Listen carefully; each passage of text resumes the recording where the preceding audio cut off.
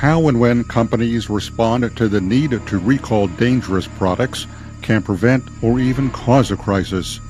I'm Edward Siegel, author of the best-selling and award-winning book, Crisis Ahead: 101 Ways to Prepare for and Bounce Back from Disasters, Scandals, and Other Emergencies. I'm also a leadership strategy senior contributor for Forbes.com. I'm joined today by Chris Harvey, Senior Vice President of Client Services at Sedgwick. He's a product safety expert who's managed over 1,500 product recall campaigns for different national brands. In this episode, we'll discuss how federal agencies are doing overseeing the recall of products and the best practices companies should follow when there are hazards associated with what they make. Welcome to Crisis Ahead, Chris. I'm glad you could join me today. Thank you, Edward. Happy to be here. Tell me a little bit about Sedgwick and what it does. So Sedgwick as a whole is a global provider of tech-enabled risk, benefits, and integrated solutions. The specific group I work with is our brand protection group, and we specialize in remediating unplanned business interruptions. And these interruptions, most specifically, are product recalls most of the time that we remediate.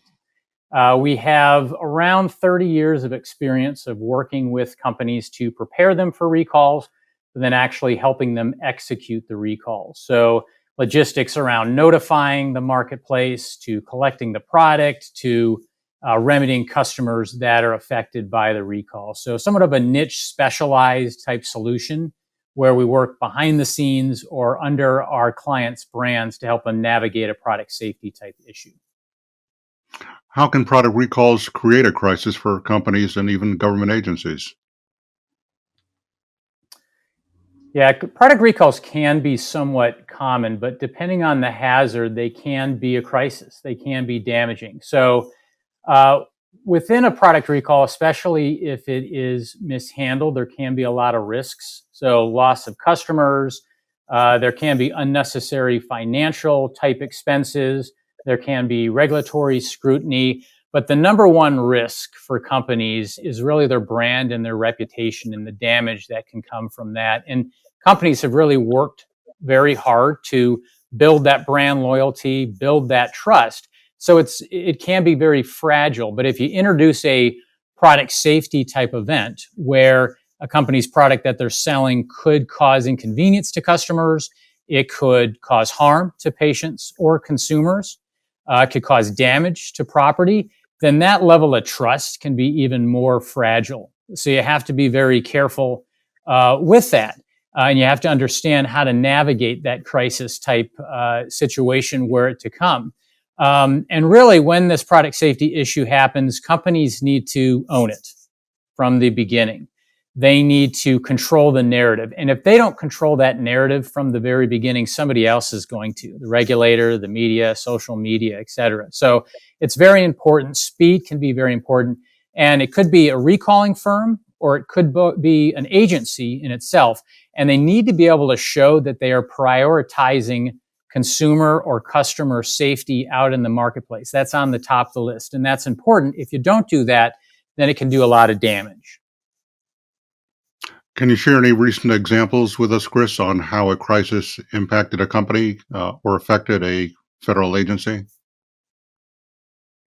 Yeah, so a couple examples there. So I won't name a particular manufacturer name, but this is a consumer product company that was having some reports of incidences and injuries in social media.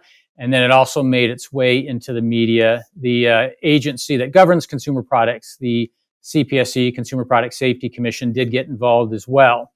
And unfortunately for this company, they took a big hit on their reputation. They took a hit on the value of the company as well, because from an optics standpoint, they were seen as dragging their feet with this situation. They were seen as not working with the government agency as well. So the optics were bad. And in turn, the Consumer Product Safety Commission issued out a press release basically warning the marketplace around this particular product. Unfortunately for this company, they learned that lesson a little bit too late and learned it the hard way. The damage was really already done at that point. Another example is on infant formula. So last year there was a very large infant formula recall. The FDA, Food Drug Administration, does regulate infant formula. And there was a lot of scrutiny regarding the FDA. And I will say in most recalls, the manufacturer, the recalling firm, is the one in the crosshairs, which they were for this particular one. But the FDA did get a lot of scrutiny based on the timing it took to launch the recall, especially after some of the details came out afterwards. So speed is very critical in most recalls, but if you're dealing with a sensitive product like infant formula, it's even more critical. So the agency did get a lot of questions regarding their handling of it. They did change leadership, and they also announced, I do believe it's related to this, but they announced a restructuring. Commissioner Califf earlier this year around their human food program and also the Office of Regulatory Affairs. So we'll see how that plays out a little bit down the road, but that's just a couple examples of companies that really have taken a hit along with the agency on how they handled that product safety event. Do you think it's unusual or standard operating procedure that after a crisis, a company or even a federal agency makes changes to its operations or policies for how it'll handle a future crisis? Yeah, I think it depends on how the crisis went. It should be common for a company to take a look at the lessons learned, the opportunities for improvements, and make those adjustments internally. That could mean at times restructuring, reformatting some of their crisis planning. And then from a government agency, typically something had to have gone wrong or not in the manner in which it really should have, that they're doing a lot of restructuring. With that being said, though, the spotlight on an agency's focus can quickly shift if there was some type of mishandling or something's getting a lot of attention from the media. You can see those changes pretty common. I know Sedgwick has a product recall index. What can you tell us about that? Yeah, good question. So this index is something that we are very proud of, that we do put out. We do publish this index report on a quarterly basis.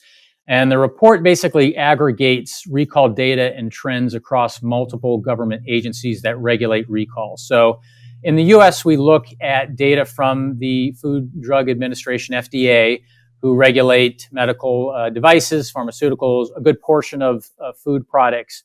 The USDA, U.S. Department of Agriculture, who does other food products, meats, poultries. The Consumer Product Safety Commission, or CPSC, consumer products like appliances, toys, electronics. And then NHTSA, National Highway Traffic Safety Administration, who governs automotive type products as well. So we take a look at all of the data associated from these agencies and look at what's happening out there. What are some things that companies need to pay attention to? We also look at other trends not directly related to recall that could potentially impact them down the road. And then we get insights from some of our industry partners on what they see is happening today, but also could be happening in the future. When and why did Sedgwick launch the index in the first place? Yeah, we've been looking at the data that goes back 15, 20 years, but the actual index report we've been putting out for over a decade now. With that being said, it has evolved throughout the years. We're always looking for opportunities to improve it, to modify it, opportunities to spread awareness and just the general value add of it. So over the last few years, we've absolutely modified it and changed it that invites a larger population. And what I always say for companies, it's very important for them to be prepared, but understand what their most likely recall scenarios are. So they can look at this data that we consolidate for them and see, are products that they're selling, are their competition having recalls on that same product? What are the issues? What are the hazards? What's the root cause? And then how is that recall being executed? What's the corrective action there? So there's a lot of lessons that can be learned by the data that's out there that companies then can utilize to hopefully put steps in place to prevent these potential crises and hazards in the future. What lessons or trends have you seen lately concerning product recalls, and anything stands out in your most recent quarterly report? I mean, the big thing right now is things are increasing. Things are heating up. So when we looked at last year's numbers, the big story was the total units that were recalled, which was over 1.48 billion total units in the U.S. So very large. We did see a spike in the average size of recalls, but a lot of it too had to do with some very large multi-million unit recalls that increased some of the numbers. And that type of recall can definitely be very impactful on a company. Now, when we look at 2023 so far, Q1 had an increase in the actual number of recalls that were announced. So there was 863 recalls across all of the 5 industries that we collect data on, and that's the highest single quarter that we've seen in a 4-year time frame. So, to me, every sector is seeing an increase. I think USDA was flat for the quarter, but all the other sectors and industries saw an increase. So for me, that really tells me that, we're coming out of the pandemic, and we're seeing a lot of the pre-pandemic numbers in enforcement that we saw before 2020. With that being said, too, I think we're starting to see some catch up on some of the lessons learned throughout the last couple of years, and we're seeing the agencies push through different guidelines, modernizing different things as well. And I think it's only going to increase the number of recalls. So an example would be that it would be MOCRA, which is Modernization of Cosmetic Regulatory Act, which puts stricter requirements on cosmetic companies that kind of resembles a little bit more FDA over-the-counter type products that have more enforcement around good manufacturing practices, adverse event reporting, labeling, et cetera. So I think we're going to continue to see some of that. We have seen the use of these remote regulatory assessments used quite a bit during the pandemic. They're still utilizing that, but we're also seeing more on-site inspections, especially around foreign inspections that the FDA has announced can be more unannounced inspections to some of those foreign supplier or manufacturers where we have seen issues in the past. So I do think a lot of this could lead to more product recalls in the future. So it's not one particular thing that's accounting for the increase. It's a combination of perhaps more regulations, more scrutiny, and maybe more things going wrong with more products. Is that right? Yeah, I think so. It's more regulatory enforcement, more enforcement on some standards that could drive some non-compliance. It could be more testing. So on the consumer product safety side, you're not just testing on the front end when a new product's imported. You could be testing throughout, which really makes it necessary for companies to have good supplier verification and do routine testing themselves to make sure that that product is represented in the same fashion it was originally approved in as well. And then just on the FDA side, utilizing different mechanisms also that could identify issues, identify them faster, which could lead to recalls, maybe not as large recalls, which is a good thing, but it could lead to more recalls. So it is a number of different factors right now, but the level of enforcement, I think, is definitely key there. Do you think product recalls today are different from product recalls from 10 or even 5 years ago? Yeah, absolutely. When I remember back 5, 10 years ago, I think the key right now, especially on the front end, is different policies of prevention and identification, but technology, the use of technology. And I think in some cases it has prevented some recalls. When I look at the food industry around the Food Safety Modernization Act, and that was put in place over a decade ago, and a lot of that was heavy into prevention. And what we've seen, I think, for some of the testing and some of the policies that have been put in place is companies are able to put a tighter fence around the affected population. So perhaps they're able to identify some of these issues like bacterial contamination earlier on in the process, before all the product is distributed and down in the supply chain and even consumed. So they can put that fence around the population. May still be a recall, maybe a stock recovery where the product hasn't been fully distributed out into the marketplace. But I do think, we are seeing the use of technology hopefully improve the execution of recalls, but also reduce the overall impact of them as well. Now, when you look at from a communication standpoint, social media is utilized quite a bit. That can be good and bad. Social media, there's a lot out there, so that it can be a distraction. So it's important for recalling firms to be able to communicate effectively, to get through some of that noise and get the attention of consumers and patients. But again, when I look back 10 years, most of the regulations and expectations centered around sending a physical notification out as the primary tool to alert the marketplace.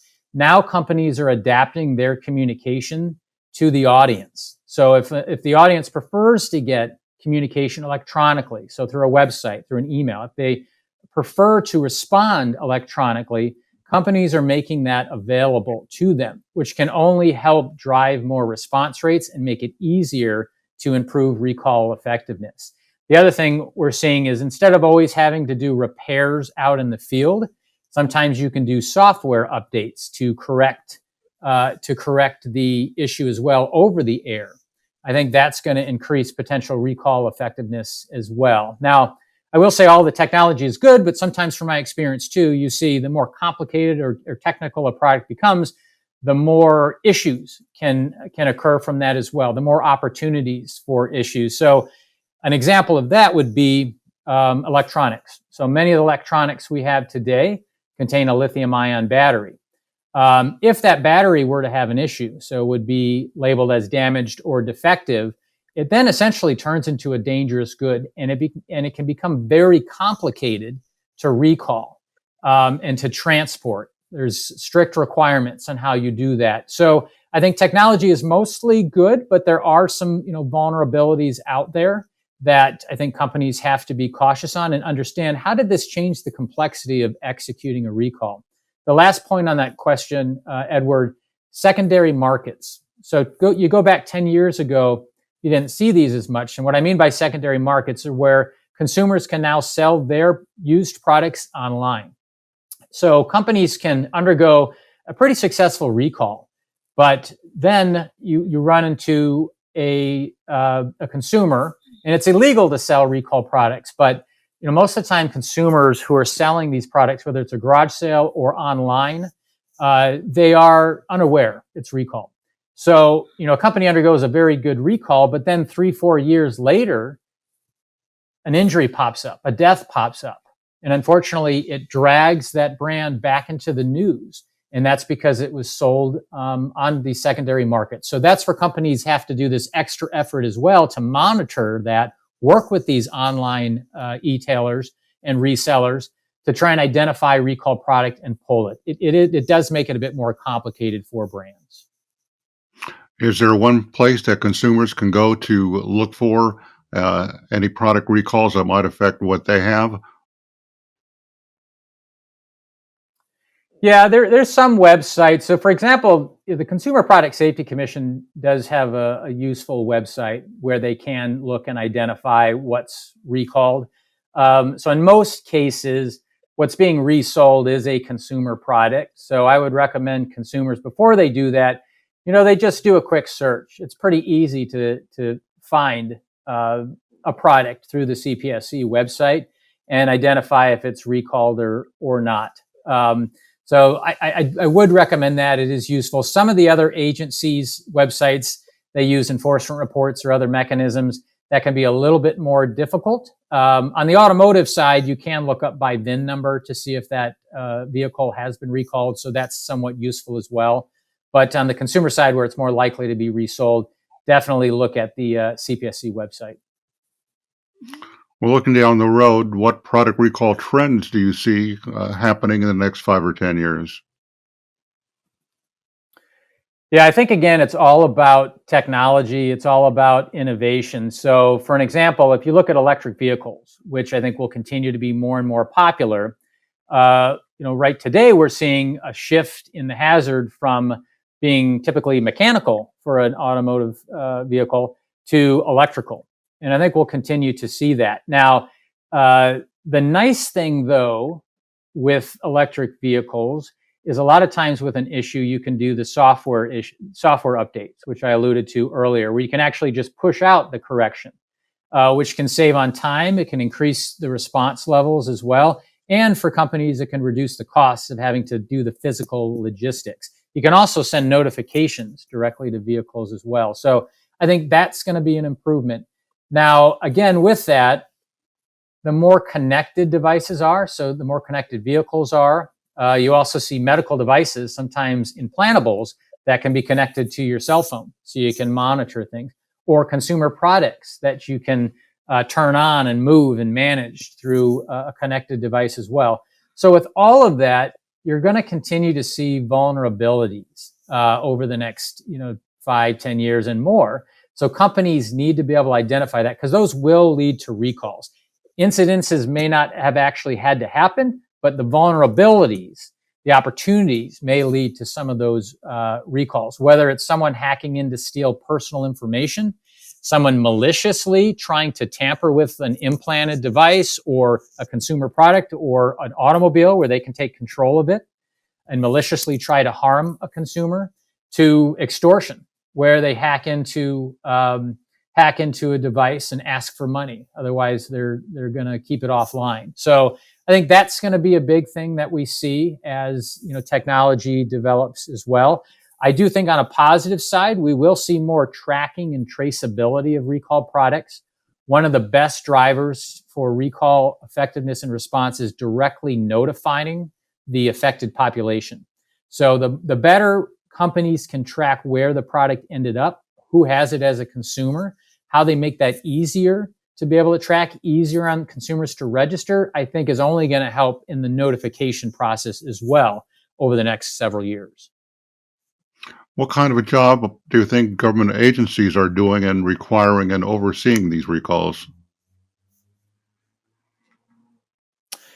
Yeah, when I look at the agencies, so again, FDA, USDA, CPSC, NHTSA, I think most are doing a decent job given their resources and given their budget. A lot of times, most have to balance their current priorities and their current expectations, which is typically set by the administration and can often change.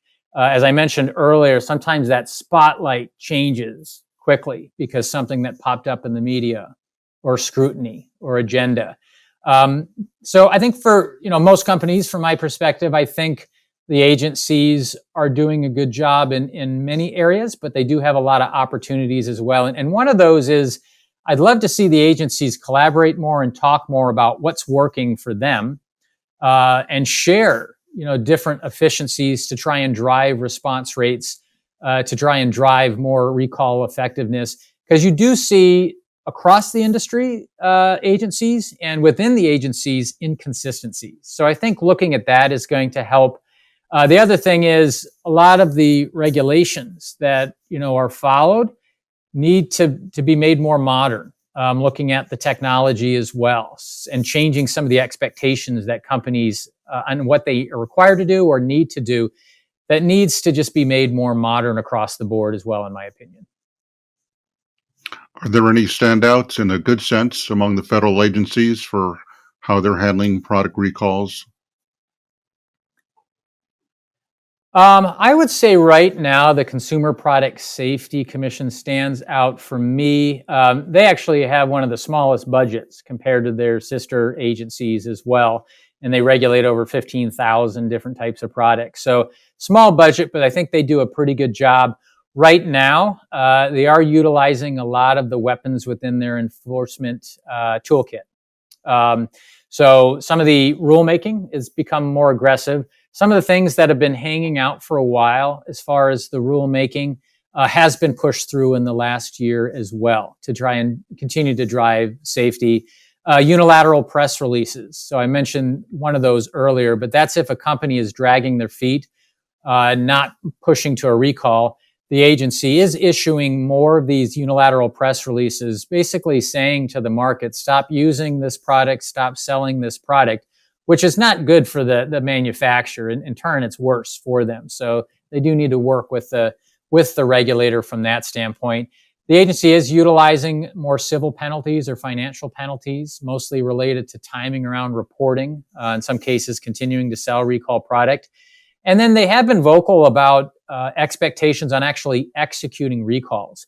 So instead of just sending, again, that one physical notification, they are changing expectations to do more multimodal communications, multiple rounds of communications to get the attention of consumers, utilizing different methods as well, not just one or two, customizing it to the audience. So I think that's really going to help drive more recall effectiveness as well.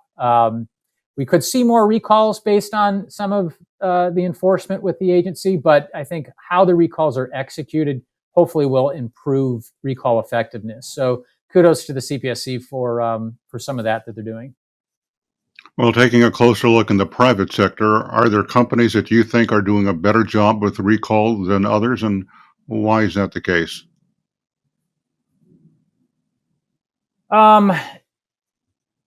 So the pharmaceutical and medical device sector, they've kind of have a good understanding based on the fact that they have a very high regulatory requirements for those industries. So I think they do a pretty good job because they understand that having recalls or product safety issues, violations, they can be a part of business. So from my perspective, those companies just are better prepared in general. And a lot of times those companies, maybe they've been bitten before by a recall, or they have colleagues that worked for other companies that have now joined their company that have the experience and have been bitten. So they understand what can happen if recalls are mishandled. It's really those companies that haven't had that experience yet that I tend to see are a bit underprepared for the recall, and those are the ones that tend to get themselves into trouble. Should companies that make or sell products account for product recalls or the possibility of those recalls in their crisis management and crisis communications plan? And if so, how should they do it? Yeah, first off, absolutely, companies need to account for recalls within their crisis communication plan, their crisis management plan. In a lot of cases, it could be a separate recall plan as well.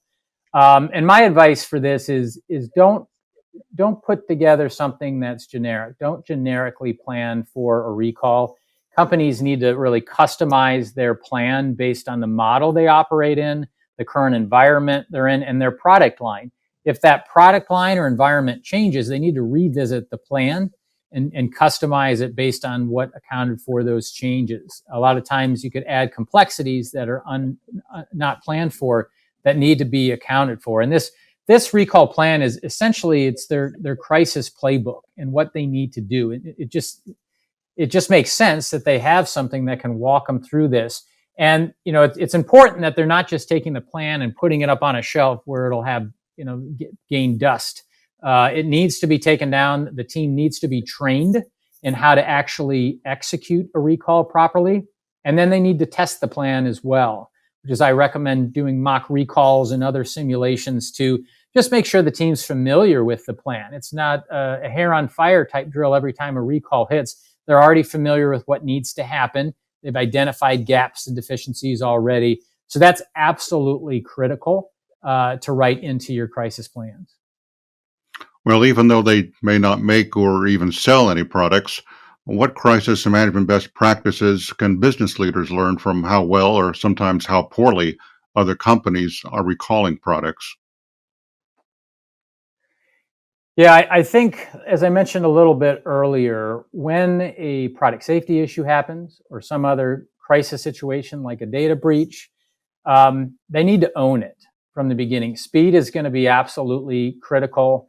As I mentioned before, they need to control that narrative. And if they drag their feet, that's where issues are going to occur. So I always say it's important to learn from the mistakes of others, but speed, transparency, and empathy are critical. If you're seen as dragging your feet, you're not seen as prioritizing safety. If you're seen as not being transparent or not telling the truth, hiding something, not giving all the facts, again, that's just going to do damage to your reputation. And then empathy and compassion, own it. If you have a product safety issue out there, especially one that could cause harm to patients or consumers, you need to show empathy, compassion. I always dislike when I hear companies say, we're only doing this recall because the agency's making us do it. That really sets a bad picture out in the marketplace of how that company is prioritizing safety for them. So I think for me too, it's not about being known for having a recall. It's part of doing business. They happen. It's more about how you're known for handling the recall, handling the crisis event that's going to be long lasting. I've seen many times, yes, stock price could get dinged with a recall, but it bounces back quickly. I've seen many times where a company took responsibility and showed the marketplace that they're doing the responsible thing, they're prioritizing safety, and customer loyalty has increased, sales have increased. So I think these are notes that companies can use and apply outside of recalls as well. I'm afraid we're almost out of time today for this episode, Chris. But before we go, what's the most important thing you want people to remember from our conversation? Yeah, I think the main thing is, we always say it's not a matter of if, but a matter of when an issue is going to occur. And that's where companies need to realize that. They need to pay attention to it, and they need to plan properly. Don't just create a plan and put it on the shelf, as I mentioned earlier, and hope and cross your fingers nothing is going to happen. In my mind, it's really like a fire drill. Companies have a policy in place, and they test that policy. They test that plan through fire drills. That's just as important for recalls. Have a plan in place, re-examine the plan, test the plan, hope you never have to do it. But I think, it's only a matter of time before it does happen. We're in an environment with supply chain shortages, with labor shortages, with the regulatory environment heating up. So again, I think it's only a matter of time. So it's just best to understand that things can happen and to stay in front of it and plan accordingly to help reduce the impact and prevent future issues. Well, thanks again, Chris, for joining me today on another episode of Crisis Ahead. Thanks, Edward. I really appreciate the time. That's it for this edition of Crisis Ahead. My guest today was Chris Harvey, the Senior Vice President of Client Services for Sedgwick. Be sure to come back next week for more advice and insights on preparing for, managing, and recovering from a crisis. Or subscribe to Crisis Ahead wherever you get podcasts. Upcoming shows will focus on topics including how to prepare for any crisis, a crisis management Hall of Fame and Hall of Shame, and crisis management lessons to be learned from HBO's popular show, Succession. Remember, it's not a matter of if a crisis will hit your organization or company, it's when, and the sooner you are prepared for it, the better. Produced by Heartcast Media.